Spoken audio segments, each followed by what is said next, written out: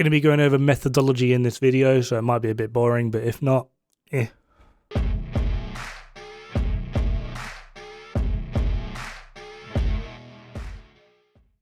Right, this was not actually the intended video for today. It was actually meant to be Ravager's Mark versus Abrasive Whetstone, and why Ravager's Mark is potentially pretty useless just because this other amulet exists in the game. However, after a conversation, well, conversation being loose term, with an absolute fridge IQ, parading around as a human, I felt the need to go over a few things simply just because he was claiming that my reload times were wrong. So I've actually gone through, and as you can see the timer on the screen and whatnot, I actually didn't apparently do too bad, considering the majority of them were like 0.1 or 0.2 seconds off. The only one that was actually pretty off was Bonesaw. Apparently I got bored of counting after 5 seconds, and it has a reload time of like 5.8. That was it. Would you like to know what 0.1 seconds does to your sustained DPS? Which the answer is not a lot. I added on like half a second here and it's like decreased it by 6 damage. Ooh. In terms of overall accuracy, it's still within 1%, which is completely marginal.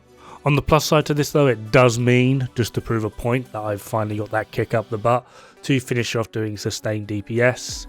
Yeah, it's kind of absolutely annoying having to sit here and frame by frame go through every single bloody weapon's reload, and then adding in the reloads of things like mod activation, so anything that is utilizing hotshot, corrosive rounds, overflow, the plasma cutter mod, and then indeed the Nightfall mod. However, the difference with the Nightfall mod is it's purely going to be reaction time because there's actually no animation, so it is just a matter of how quick do you notice the mod has run out, how quick do you reactivate, how quick do you start firing. Because I have noticed if you hold down the fire button, you can't actually activate the mod, so you need to let go of the fire button, press the mod button, and then repress the fire button.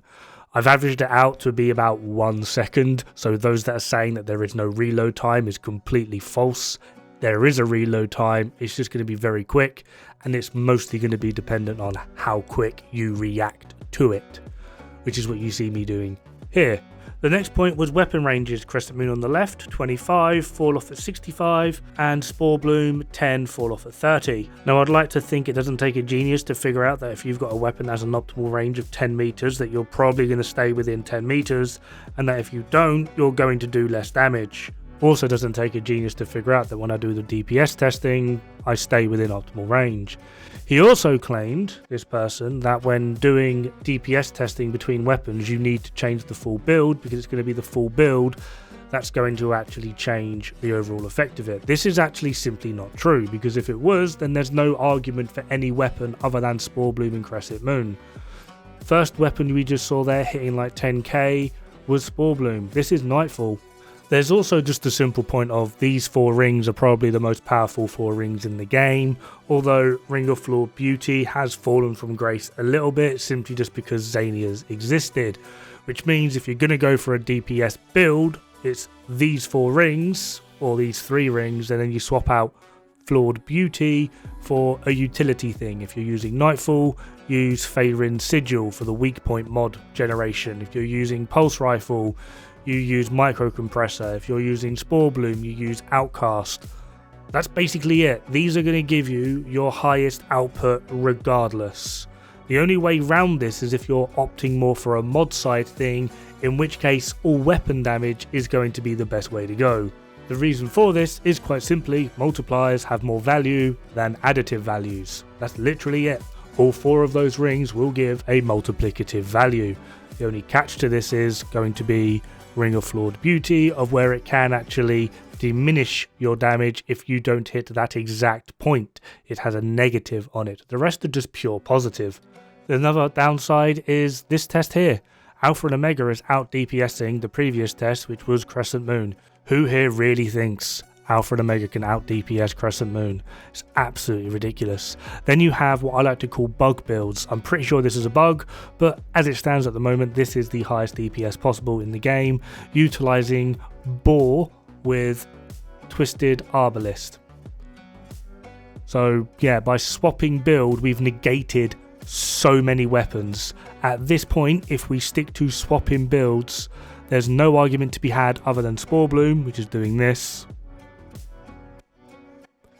Crescent Moon, and Twisted Arbalist.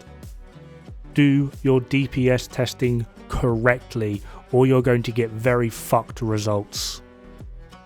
The reason we do it this way is because now the only variable in any build is going to be the weapon's base damage, its RPM, and its innate weak spot multiplier. That's if the enemy you're fighting has a weak spot. If it doesn't, then everything I have said so far is 100% true. If it does have a weak spot and you're able to actively get to this weak spot very easily, there will be some variations. Just because it's a prominent thing at the moment, Plasma Cutter versus Nightfall. Nightfall has 105% weak point damage, whereas Plasma Cutter has 75% weak point damage, which means at base the difference between their burst is 63.84%. However, at weak point it's 39.86%. Now, Plasma Cutter still wins in both scenarios. Admittedly, the gap does close, but Plasma Cutter still wins in both scenarios. What does this tell you? Now, there is going to be a slight discrepancy just simply because Plasma Cutter has a build-up. The longer you're firing it, the more damage it does. Starts at 21, ends at 63 with the mod active. However, this is completely mitigated by the simple fact that Plasma Cutter is hit scan. The moment you fire, you hit as long as it's on target. However, Nightfall is a projectile. There is travel time in that shot, which means you stand a higher chance of just missing in the first place. The long and short of this is, I'm all up for a good discussion, debate, argument, whatever you want to call it. However, can we actually back up what we say? Because just going, you're wrong, is not an argument, and I'm going to call you a fucking idiot. I believe that covers everything in this absolutely stupid, ridiculous thread, and I think I've covered basically every point of how he is probably the most stupid person I've come across. However, we do have one final point, which is for hitscan, Nightfall is king. Well, this is easily solved because Nightfall isn't even hitscan. Have fun, good luck, don't die. It's bad for the health.